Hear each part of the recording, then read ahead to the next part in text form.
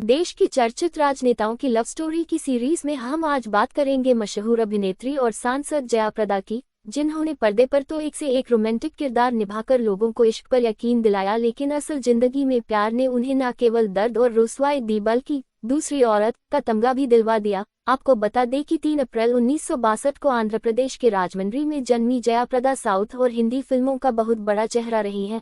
उनकी गिनती भारत के टॉप हाईली पेड अभिनेत्रियों में होती रही है।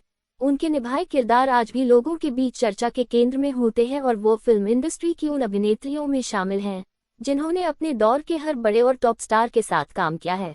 लेकिन पर्दे पर तो आइडियल प्रेमिका या पत्नी का किरदार निभाने वाली जया प्रदा को असल जिंदगी में प्रेम नसीब तो हुआ, लेकिन इस इश्क ने उन्हें बदनाम कर दिया। दरअसल अभिनेत्री को मशहूर प्रोड्यूसर श्रीकांत नाहटा से प्यार हुआ था, जिसके कारण एक्ट्रेस की जिंदगी में काफी बवाल मचा था। दरअसल प्रोड्यूसर श्रीकांत नाहटा शादीशुदा थे और 2 बच्चों के पिता थे। इसी वजह से जया प्रदा लोगों के निशाने पर आ गई थी।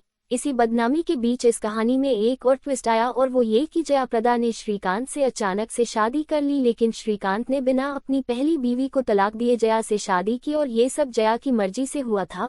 उन्हें इस बात से कोई आपत्ति नहीं थी, लेकिन उनके इस निर्णय की वजह से उन्हें दूसरी औरत का दर्जा मिल गया। इस शादी ने फिल्म इंडस्ट्री को पूरी तरह से हिलाकर रख दिया था।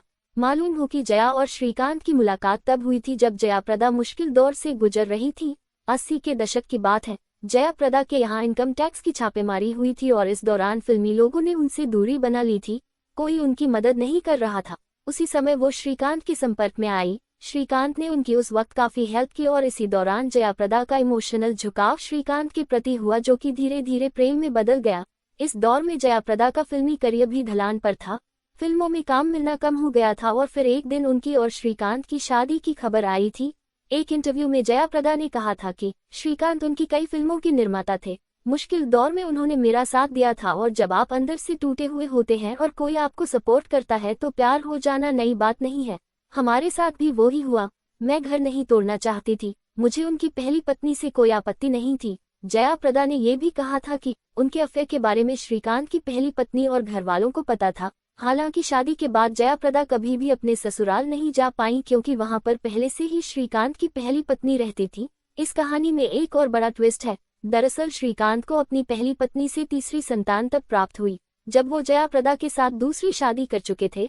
फिलहाल जया प्रदा खुद कभी मां नहीं बन पाई। उन्होंने बहन के बेटे को गोद लिया है। जया के बेटे का नाम सिद्धू है, जो कि साउथ फिल्मों में काम कर रहे हैं। निजी जिंदगी में इतनी बदनामी झेलने के बाद जया प्रदा ने साल 1994 में Telugu Desam party TDP join करके अपना राजनीतिक जीवन शुरू किया और देखते ही देखते वो राजनीति का भी चर्चित चेहरा बन गईं। लेकिन साल 2004 में उन्होंने टीडीपी छोड़कर सपा के टिकट पर रामपुर यूपी से एमपी का चुनाव लड़ा और बड़ी जीत हासिल की। लेकिन साल 2014 में इन्होंने सपा छोड़कर रालोद ज्वाइन कर लिया था, लेकिन ये सफर भी लंबा नहीं रहा और साल 2019 में इन्होंने भाजपा ज्वाइन कर ली।